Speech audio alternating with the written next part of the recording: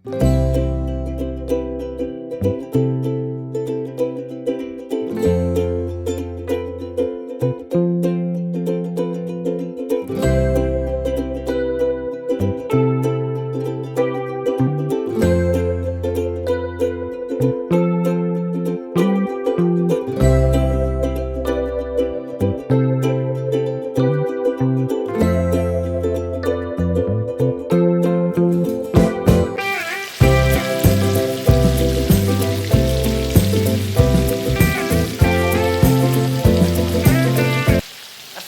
আলাইকুম, আপনারা কেমন আছেন? ভালো আছেন? আমি ভালো আছি আলহামদুলিল্লাহ।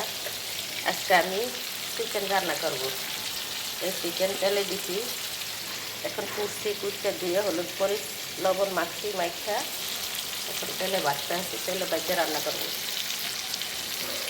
ব্রয়লার মুরগি তো তেলে ভেজে রান্না করলে ভালো লাগবে। মাঝে মাঝে মেখো হাতে মেখো বসিয়ে দিই।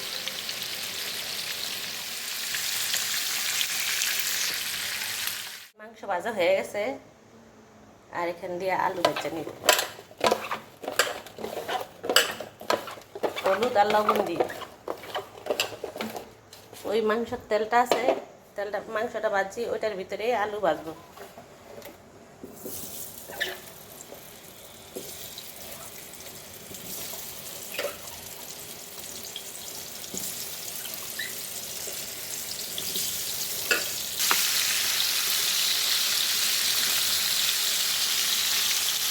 আলুটা একটু ভাজা ভাজা হোক, তারপর আসছে এই যেখানে পেঁয়াজ, দারচিনি, এলাচি, তেজপাতা। কারেন্ট নাই, কারেন্টের যন্ত্রণা ভালো লাগে না। দিয়ে দিলাম আদা, দিয়ে দিলাম রসুন।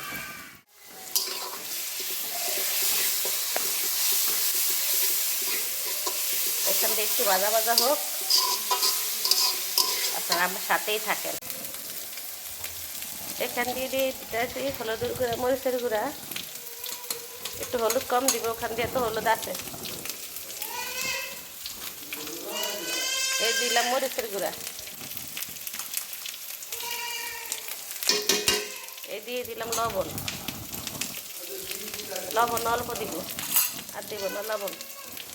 এই যে দিয়ে দিলাম জিরা ধনিয়ার গুঁড়া।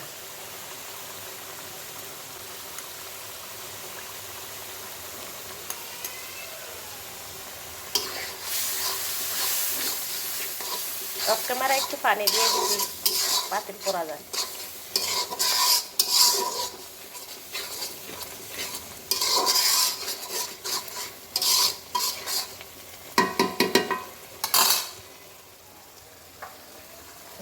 এই যে মাংস দিয়ে দিলাম, বিসমিল্লাহ।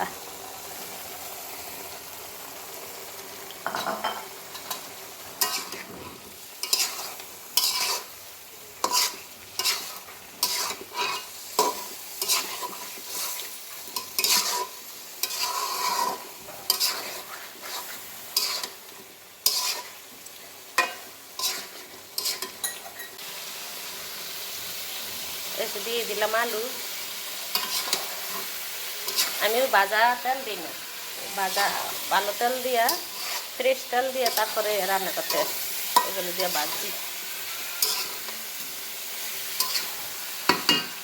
মুরগির মাংস তো বেশিক্ষণ সময় লাগে না, এখানে ঢাকনা দেয় একটু। এই যে মাংস আলু কষানো হয়ে গেছে, দিয়ে দিলাম পানি। পরে লবণ দেখবো, লবণ দেখে লবণ দিব।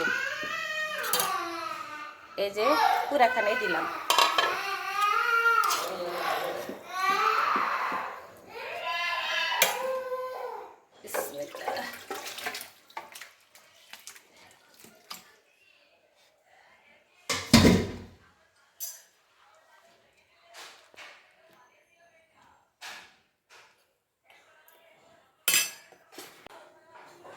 এই যে মাংস রান্না কমপ্লিট।